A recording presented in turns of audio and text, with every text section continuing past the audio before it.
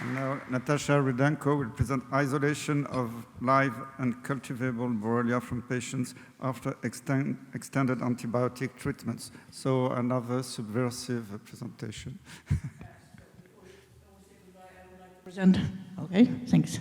I would like to present some results from our lab that I'm really proud of. Working with human samples is a challenge. Working with samples from humans after antibiotic treatment is about 10 times challenge. To grow Borrelia is not an easy thing. To cultivate Borrelia from people with after antibiotic treatment is almost impossible. And actually, the PCR results of your analysis of samples of human origin after antibiotic treatment are not accepted very well. At the best, you will hear that you detected the DNA from a dead Borrelia. In the worst, you will hear that this is contamination. We can hardly agree with both statements. First of all, yeah, there are cases when the DNA that you detected by PCR definitely represents the DNA from dead Borrelia, but this DNA doesn't stay in a human body forever. It's destroyed and cleaned from a body, but if you have the positive PCR samples from the same human again and again and again and again, it means that there must be a source of this DNA in a human body. And the DNA from this source must be released to the body with approximately the same speed as that dead DNA is cleared from the body. And another situation, another statement that about cultivation of Borrelia is it can be grown. It's unculturable, which, again, we can hardly agree because the more exact definition will be these parakeets not cultured yet. There are multiple reasons why those parakeets doesn't grow as well as in a tube in a laboratory under perfect condition. First of all, they might be dead, definitely. Antibiotic treatment is successful and parakeet is killed. Another situation, being under the stress from host immune response and antibiotic pressure, those parakeets just switch their metabolic states and go into dormant and persistent forms. They don't die, they don't live, they just exist. They're waiting till the moment that while this pressure will be removed and they can be resubstituted, but it's a very time-consuming thing. Another thing, why they don't grow so well, maybe because the media that we're using is not an appropriate media for this cultivation. And sometimes you can find the appropriate media only if you get the whole genome sequence, and you will analyze in the gene, you will find what this specific parakeet actually require for this recultivation. So the work was done with by my friends Marina Golovchenko and Maria Vansova, and we were working with a set of samples that, according to CDC characteristics, were a trash, actually. We were in the United States, and we were contacted by colleagues from Tampa University, Florida. They knew that we are interested in analysis of human samples, and they said that they have a set of samples, 34 samples from 24 residents of southeastern United States. Southeastern United States considered to be non-endemic area. And the samples from that area shouldn't be analyzed at all. This is the first reason. Another reason that Ixodes capillaris, the bridge vector in that area, is kind of a lazy one. It doesn't bite human too much. And the most arrogant or the most active human biting tick in that area is Amblyoma americano, which is not considered to be a vector of Lyme disease. All that, those samples were analyzed by the presence of different pathogens using commercial kits. And actually the symptoms of this group of patients was not exactly the Lyme disease. It was very general.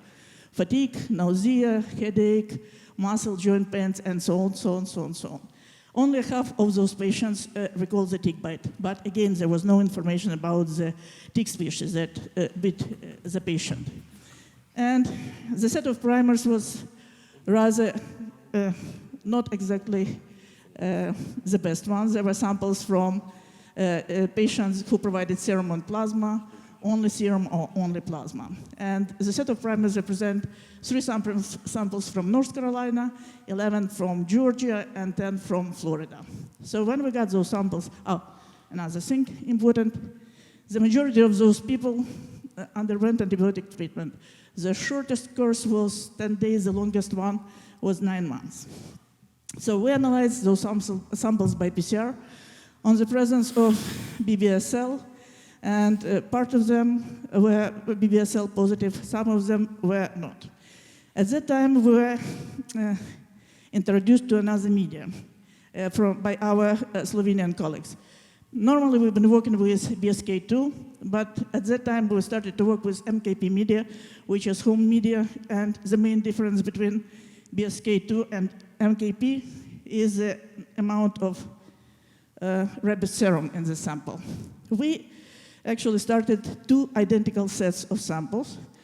One was cultivated in complete MKP media, another one is BSK2. We started to analyze the presence of spirochete by dark field microscopy after 21 days. At day 30, we just boosted the cultures, we just removed the old media and gave the fresh one, very nutrition, and again analyzed the presence of DNA by PCR just to be sure that we didn't lose it. The same procedure was repeated at day 60, which is actually 2 months of cultivation, 8 weeks. And this should be the day when we should terminate the cultivation of those spirochete, which didn't happen. So at day 77, some spirochete microorganisms were detected in 5 out of 34 samples. 1 sample was serum from patient from North Carolina, 2 from Georgia from plasma, and 2 from Florida. So we analyzed it by PCR, and we sent it to electron microscopy. And this is again the situation. When you try to prove that something is present, or Borrelia is present in a patient, the opponents of existence of dormant or persistent forms of chronic Lyme disease will tell you, show us the culture. Without culture, it's about nothing. So the cultures didn't grow too well. And we asked our colleague just to take a look if there is definitely something. It took a while, quite a while. But at one moment, can we run this? Out of this spectrum of gray colors, we found that we are dealing with a sample where intact Borrelia is present. It's not the DNA from that Borrelia. This is a whole organism that is present but doesn't grow too fast. So as soon as we found that if there is some material to work with, we actually recultured all 5 samples, but only 3 cultures really were well established. 2 samples from married couple from Georgia, and 1 sample from lady from Florida. To be sure that we're dealing with replicative forms, we did 2 repassaging, again sent it to electron microscopy, analysis by PCR and sequences, MLSA and MLST analysis. MLST is a scheme that was introduced by Gabi Margos, and it includes analysis of 8 housekeeping gene. And MLSA, it's analysis of OSP-C, OSP-I, P66, small and big intergenic region, just to be sure that we're dealing with a spirochete from Borrelia burgdorferi sensulata complex. That's how microscopy showed the presence, or the way how the spirochete looks from humans after antibiotic treatment.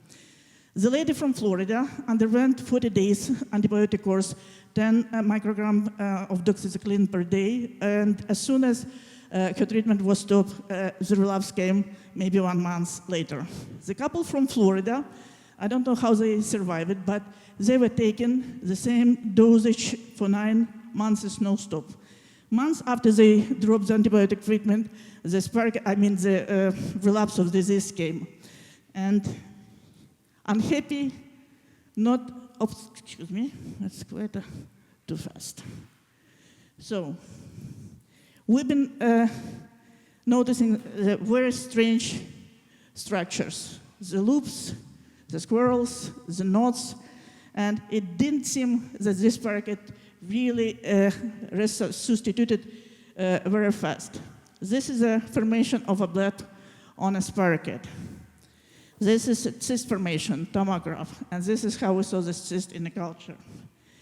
This is another formation that is not specific for happy living spirochete, not formation. This is something that we thought that they're ablebs, and sometimes we were noticing that they just pop out from this construct and most probably give the start of new Borrelia. Another interesting thing, there were quite a lot of spirochetes that were turning one around another and trying to form, if not cyst, but at least some knot. Maybe this was the way how they were trying to survive. And in a serial section, can we play it? In a serial section, we found that whatever we see doesn't remind us a spiral spirochetes, those spirochetes that we got used to know. So that's what we see from scanning electron microscopy and 3D reconstruction. Another thing, again, doesn't remind a spiral spirochete. But during the time of this analysis, so the culture developed more and more.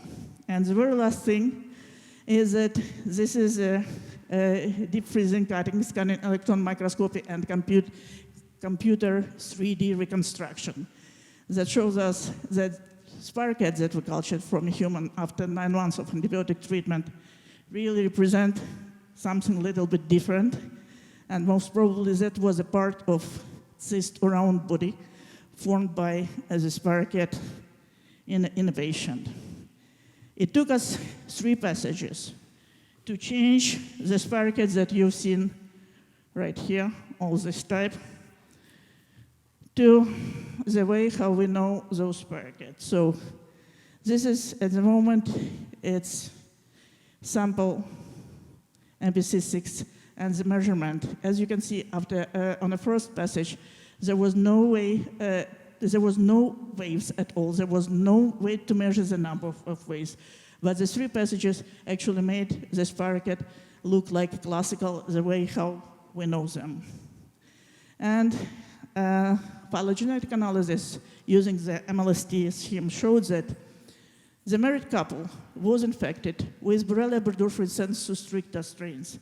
And those strains clustered together with the strains from northeastern United States, where the OSP A, B most infective species are present.